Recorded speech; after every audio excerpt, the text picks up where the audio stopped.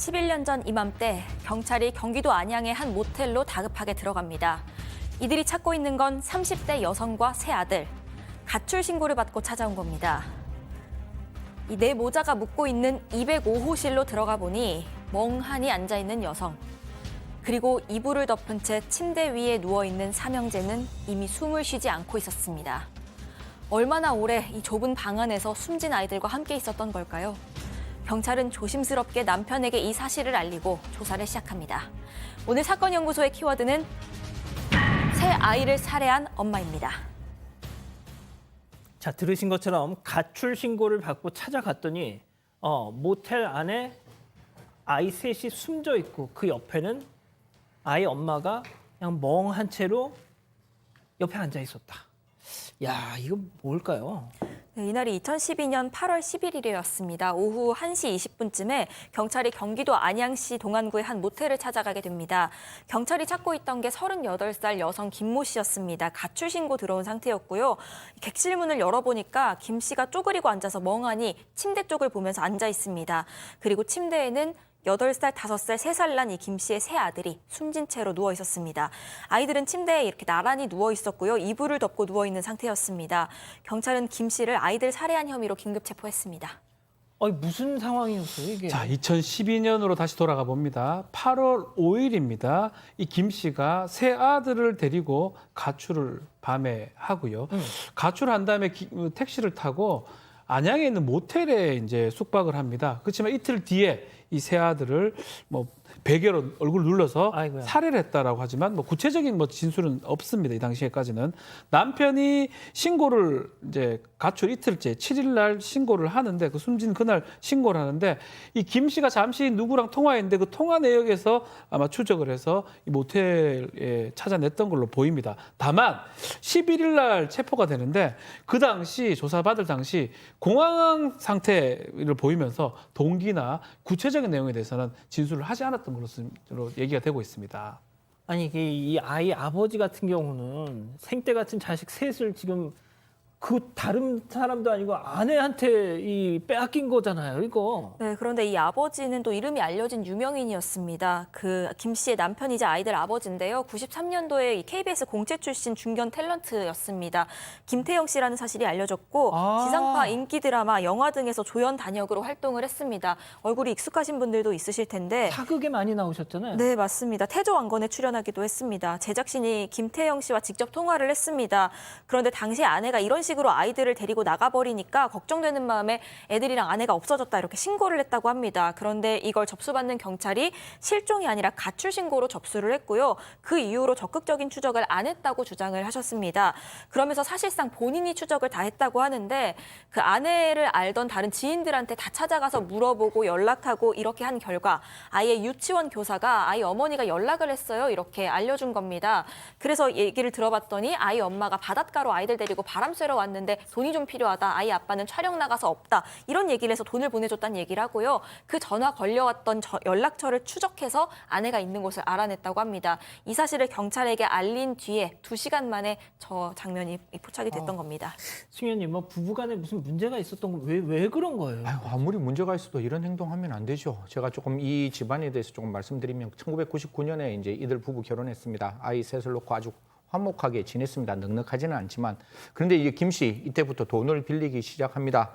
첫 번째 아내는 친인척에게 돈을 빌리고 지인들에게 목돈을 빌리는데 여기서부터 이제 사단이 나는 거죠. 이 목돈 때문에 돈을 이제 못 갚다 보니까 사채를 땡겨 쓰기 시작합니다. 사실 사채를 썼다는 생각에 좀 이렇게 뭔가 섬뜩한 생각이 드는데 이후에도 돈을 돌려 막아야 되니까 이 김 씨 남편의 지인, 자녀 유치원 교사 등으로부터 돈을 빌렸고 아이고야. 이 빌리는 과정에서 이제 진짜 그 금전 채무가 급격하게 늘어났을 거죠. 지금도 제가 머릿속에 기억나는데 이게 첫 번째 그 언론에서 발표했을 때 생활고 때문에 가출 후 아이들 살해 이렇게 제목이 잡혔던 기사가 머릿속에 기억납니다. 자, 배우로 가장이 활동을 하고 있었는데 생활고에 시달렸다. 배우 활동을 한다고 해서 모두가 잘 사는 건 아니지만 생활고. 자, 이 관련해서 이 남편 김태형 씨가 사건 당시 직접 얘기를 했던 그 장면이 준비되어 있습니다. 잠깐 보고 가시죠. 애들 낳기 전에 빚이 있었어요. 그것도 막아줬고 하신 분만 지금 어림잡아서 한 2,500 이상 되는 것 같은데 제가 지금 받은 데만 한 5군데 업체가 돼요. 자, 교수님. 예. 너무 안타까운 그 사건이라 뭐라고 말씀을 드려야 할지 모르겠는데 이 사건이 일어나기 직전에 뭐 이미 그 상당히 경제적으로 어려웠다는 건 이미 말씀들을 하셨고요.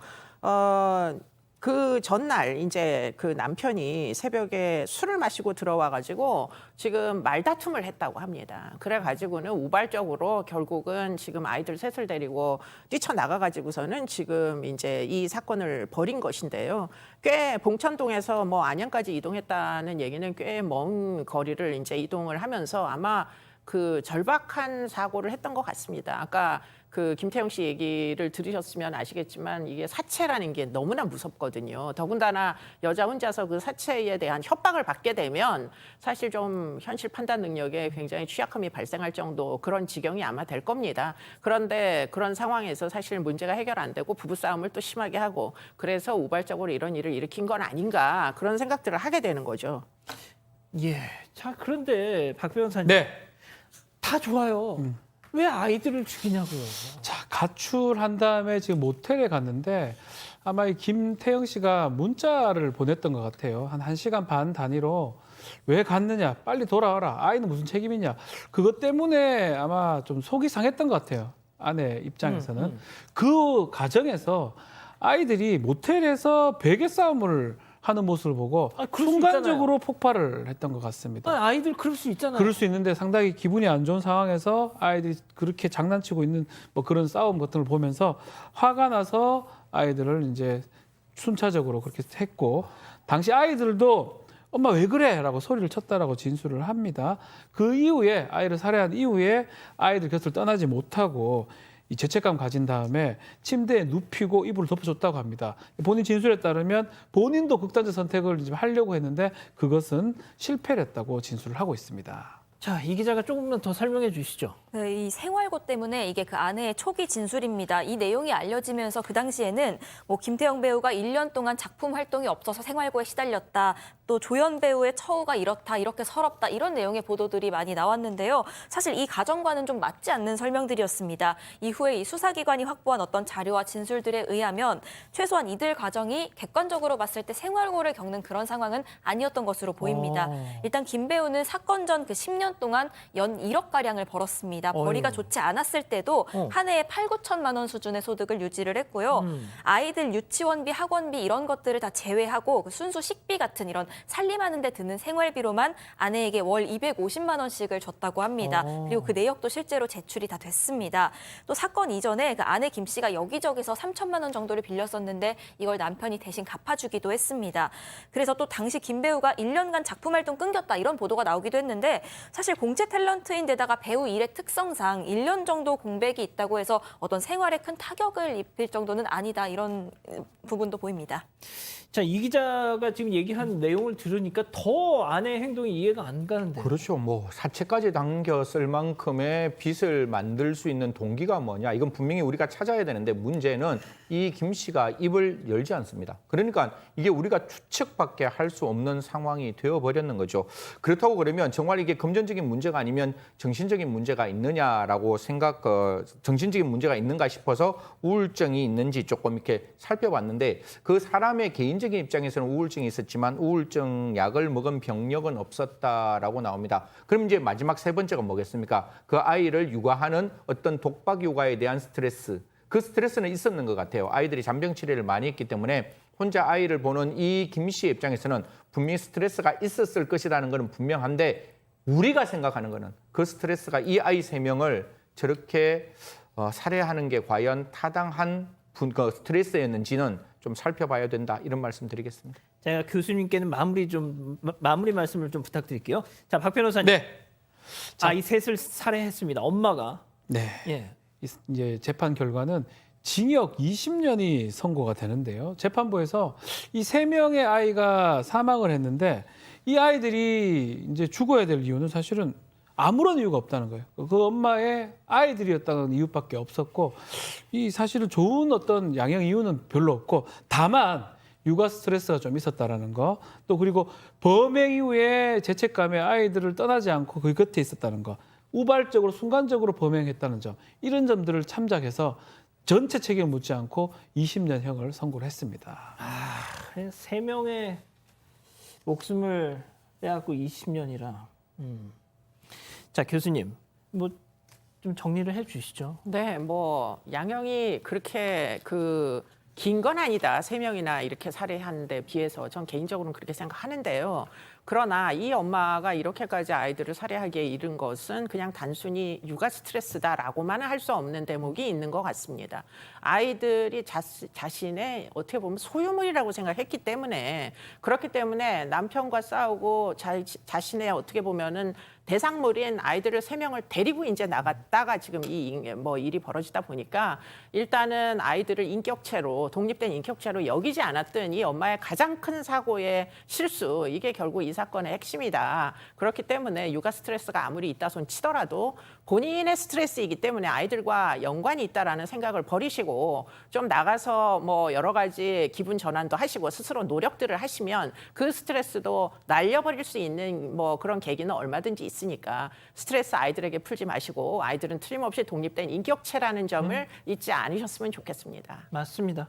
자, 졸지에 아이 셋을 아내에게 빼앗긴 이 아버지 배우 김태형 씨의 근황이 한 10개월 전에 어떤 방송에서 나왔어요. 네, 그 당시에 연기 생활에도 당연히 큰 타격을 입었다고 했고요. 80 넘은 노모 그리고 반려견과 함께 지내면서 아파트 분양사무소에서 일하고 있다 이런 근황을 전하기도 했습니다. 사건 이후에 공황장애를 겪었다고도 털어놨고 생활비 부족이 아내의 범행 이유는 아니었을 것으로 본다. 정확한 이유는 아직도 모르겠다 이런 얘기를 하기도 했습니다. 아이들 엄마와는 사건 후에 이혼했다고 합니다. 예, 지금 그렇군요. 정말 안타까운 사건이었습니다. 자, 오늘 사건 연구소 이렇게 정리하고요.